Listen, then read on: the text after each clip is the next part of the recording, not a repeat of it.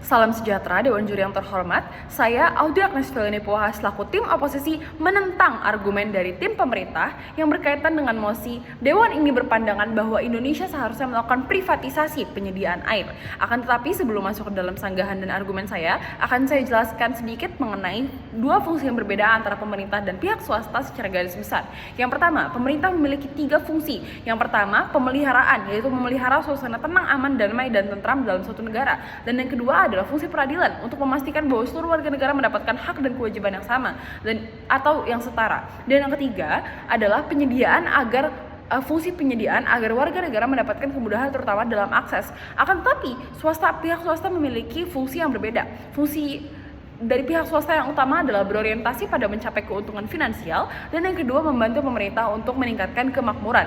Dan hal ini tentu saja dapat diketahui jelas bahwa kedua badan tersebut memiliki peran yang berbeda dalam keseluruhan dan tidak ada yang dapat saling mensubstitusikan karena kedua badan ini itu bersifat saling melengkapi. Dan juga dalam penyediaan air bersih tentu saja berkaitan dengan fungsi ketiga dari pemerintah yang tadi, yaitu adalah fungsi penyediaan agar rakyat dapat mendapatkan kemudahan. Dan juga penyediaan ini untuk apa? Untuk mendapatkan suasana yang damai dan tenang dan menciptakan keadilan dalam masyarakat. Dan tentu saja hal ini bukan merupakan peran, fungsi, dan juga tujuan dari pihak swasta. Sehingga dalam hal ini pihak pemerintah atau tim pemerintah bahkan sudah keliru mengenai privatisasi harus dilakukan di lingkungan atau di suatu negara. Karena apa? Karena privatisasi itu dilakukan oleh pihak swasta, sedangkan pihak swasta tidak memiliki peran sama sekali dalam hal tersebut. Oleh karena itu, dengan adanya argumen atau dengan adanya latar awal dari kami yakin bahwa tim oposisi dapat memenangkan argumen atau debat ini. Oleh karena itu, kami akan langsung masuk ke dalam sanggahan, yaitu tim pemerintah menyatakan bahwa pemerintah belum memberikan akses secara merata untuk kuantitas dan kualitas air baik dalam perkampungan maupun perkotaan. Dan sesungguhnya kami dari tim oposisi dapat menemukan solusinya dengan cukup sederhana, yaitu dengan melakukan konservasi sumber daya air agar pasokan air tetap bersih dan juga tetap terpenuhi. Dan lebih daripada itu, tentu saja Dewan Juri yang terhormat, bahwa pemerintah dapat melakukan peningkatan infrastruktur di berbagai daerah di Indonesia, yaitu karena peningkatan infrastruktur ini harus dilakukan secara bertahap, maka tidak boleh dilakukan secara terburu-buru. Bukan tidak boleh, tidak bisa juga dilakukan secara terburu-buru. Karena apa? Karena pajak saja dibayarkan secara berkala. Infrastruktur juga tidak dapat dilakukan secara langsung semua daerah mendapatkan infrastruktur yang maju.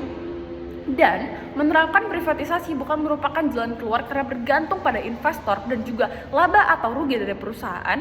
Itu bukan merupakan alasan yang baik. Kenapa? Apabila perusahaan mengalami kerugian dan saham jatuh, program yang dijalankan juga akan mangkrak, dan hal ini justru akan sangat merugikan dari seluruh masyarakat Indonesia yang apalagi yang kekurangan air bersih.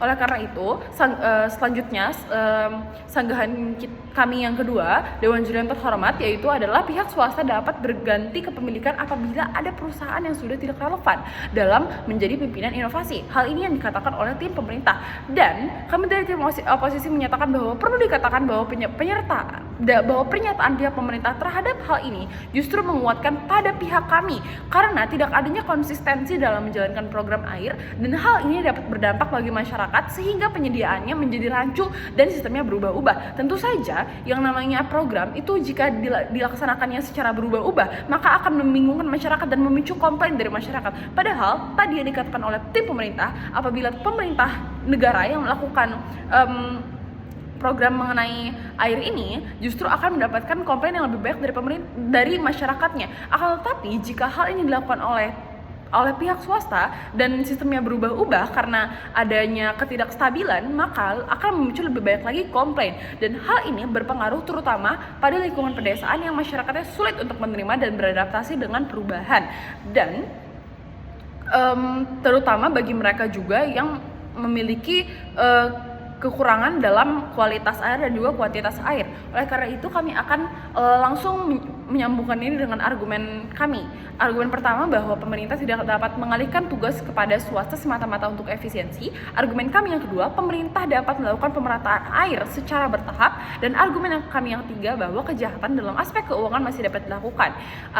Untuk argumen kami yang pertama, berdasarkan tugas dan perannya, swasta itu tidak mampu menampung suara keluh kesah dan komplain rakyat. Dan karena apa? Karena tadi seperti dikatakan bahwa pemerintah dan juga swasta itu memiliki peran dan juga tujuan yang berbeda, dan kredibilitas ini hanya dimiliki oleh pemerintah negara saja, dan adalah kekeliruan apabila pihak preposisi menganggap bahwa privatisasi air lebih baik untuk mengurangi komplain masyarakat. Kenapa? Karena ini merupakan suatu blunder yang dilontarkan oleh pihak preposisi bahwa menganggap komplain itu harus dihindari, karena pada dasarnya sudah menjadi peran bagi pemerintah untuk terbuka terhadap keluhan masyarakat, dan juga sudah menjadi hak masyarakat untuk menyuarakan keluh kesahnya dan juga menyuarakan kebutuhan serta haknya. Dan selanjutnya kepada argumen kami yang kedua, bahwa pemerintah itu memang dapat melakukan pemerataan air namun secara bertahap.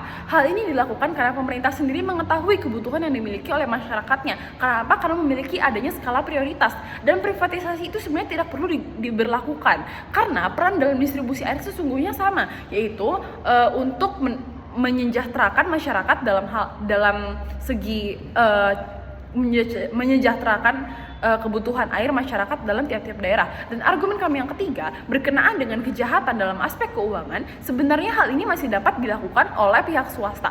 Kenapa? Karena hal ini berkaitan erat dengan pencucian uang yang dilakukan oleh perusahaan swasta ataupun penggelapan dana.